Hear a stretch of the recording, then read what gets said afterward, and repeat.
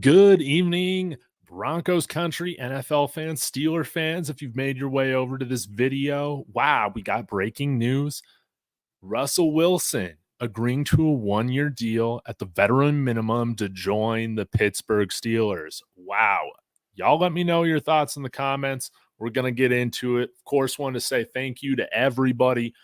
Channel's really growing. I think we're about to pass 150 subs. So please be sure to hit that like, subscribe. We're on our way to 500, baby. But let's go ahead and get into this. I'll go ahead and share the tweet from the man himself, Adam Schefter, 9-time Pro Bowl quarterback and former Super Bowl champ Russell Wilson plans to sign with the Pittsburgh Steelers. Per Glee's sources, Wilson will sign a team-friendly 1-year deal in which the Broncos will wind up paying 38 million of his salary, while Wilson wears the black and yellow this year. If you guys weren't familiar with this, there was a clause in Russell Wilson's contract that if he was released, the Broncos would still pay him that $39.2 million or so.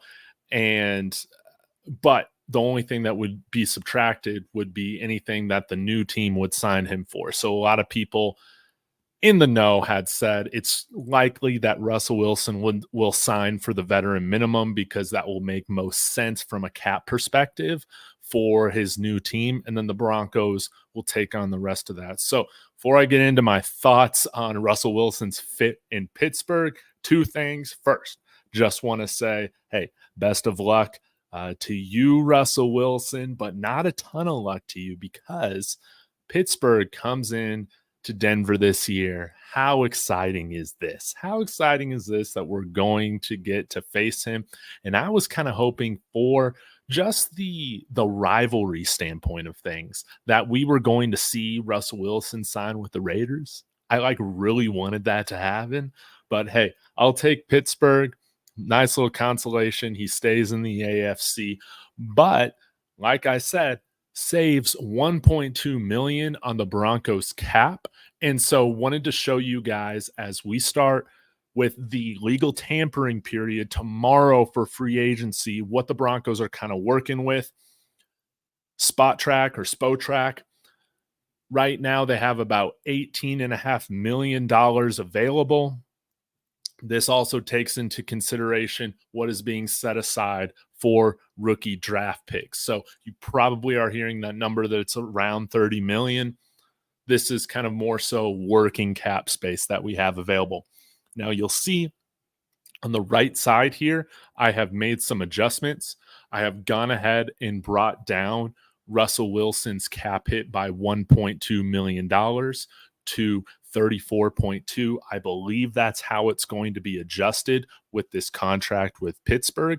And then they didn't have the new details of PJ Locke's deal in here yet. So I've gone ahead and adjusted that to the 3.5 million across 2 years. I think Mike Kliss tweeted out that, yeah, it was basically structured to be a 50-50 split between this coming year and 2025. So right now, hey, Broncos have some space to work with.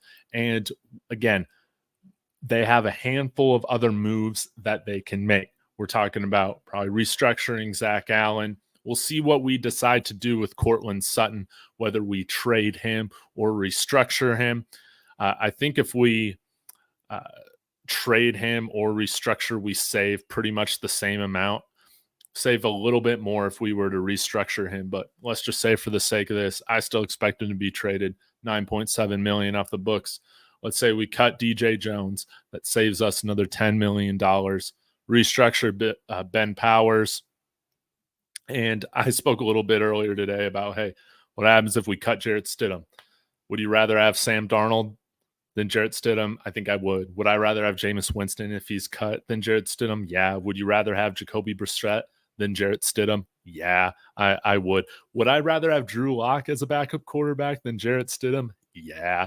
I think Drew Lock's had shown a little bit more than Jarrett Stidham has. So, hey, you make those moves right there. And, I mean, cut some of these guys that I expect to get cut. Mathis, Wazarike, Tremont Smith. We're talking still, even with PJ Locke on the roster, we're having $61.6 million to work with right now if we want to do that into free agency. Now, the other possibility is that the Broncos will take on this $53 million cap hit this year instead and push the 34 or so, 32 million or so. I guess this would now be like 51.8 million for this year. Push the smaller split to next year, and you can see if we want to eat the majority of that dead money this year, which I think is definitely a possibility. The Broncos still have $44 million to spend. I know it's a bummer that we cut Justin Simmons, who is one of my favorite Broncos here of all time. I was going back and forth a little bit in the comments with the MHRT guys a little bit today.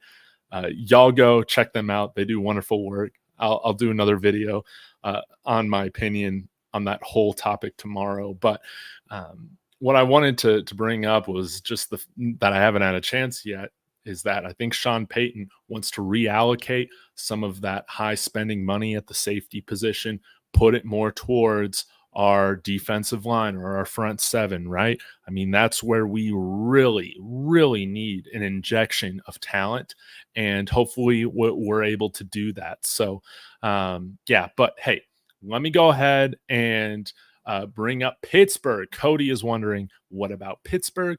Let's go ahead and check out their cap situation too. I'm really interested in this. And then I can get, as this is loading, I'll get to sharing my thoughts in terms of fit. What the heck? On this, but I was a little bit puzzled that the Steelers were going to be doing this because I know Justin Fields is a little bit more expensive by like a couple or like 2 or 3 more million. Okay. But I thought that he kind of is a similar player to Russell Wilson, can struggle to play on schedule. I guess he's a little bit taller as well. He's like 6'3", so that's an improvement. I think he's a better athlete than Russell Wilson is. Right now, you know, Russell Wilson's about to be 36. I think he has a more live arm, and I still think that there's upside and room to improve, where rather I think that Russell Wilson's best years, as we've seen in Denver, are probably behind them. So, yeah, it's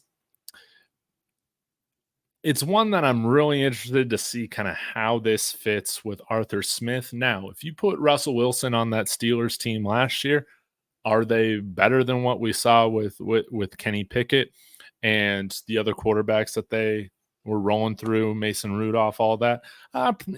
Maybe by a marginal degree, but I think, again, a lot of people still see Russell Wilson as that player of 4 or 5 years ago, and that's just not who he is. Now, I will say Steelers would be wise to continue to bring in another really good running back to add to that really solid rotation and core that they have.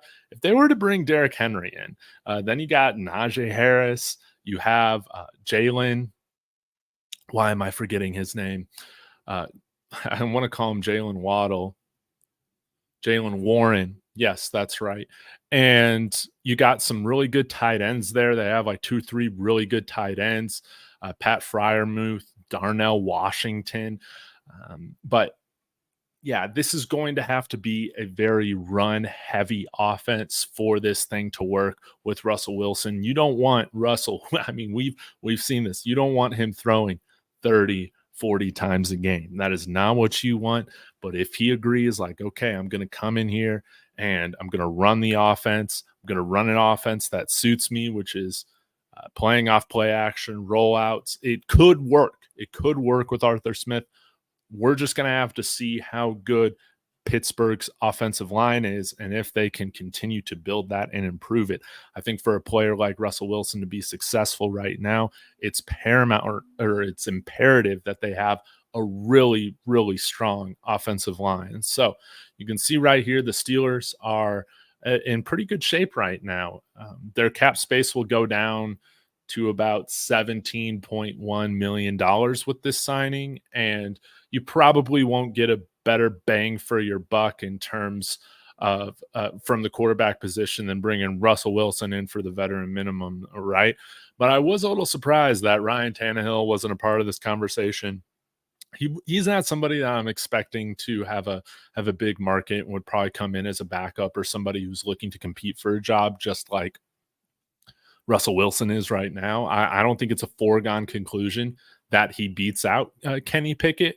So we'll just have to see. This is going to be very interesting. But if the Steelers, I think Russell Wilson fits what the Steelers' identity is about, which is running the football and playing really solid defense. If you're expecting the Steelers to have an offense that puts up, light year numbers like Ben Roethlisberger did with Antonio Brown and the rest of that supporting cast, that's not what you're going to get. I think you can get a slightly, if things work out, you get a slightly more improved offense. But I don't know if this is the type of move that can really put the Steelers, over the top where you're winning playoff games against Kansas City or Baltimore or Buffalo.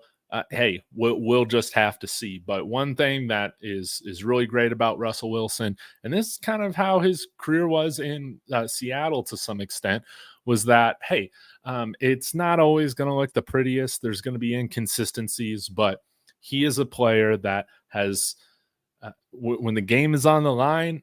We saw this past year, he made a lot of great plays for us in the clutch. There were some where it didn't work out. We can talk about New England. We can talk about Houston. But he made a lot of game-winning drives for us. The issue was that because things were clunky for most of the year, we weren't ahead in a lot of games from an offensive perspective, and we're needing to come back. But he's a guy that if you are in a tight game, he can make some great plays for you guys. But just don't be expecting somebody to come in here, to have an MVP season, right? I think one thing that was really tough for Russell coming in here was that the expectations of us fans were that, hey, we were going to get some of the best quarterback play in the AFC, and we didn't get that. There's a lot of reasons why, but I think Russell having a fresh start away from the expectation, away from the extension, all of that is going to serve him very well. And we'll see how he does in Pittsburgh. We'll see. But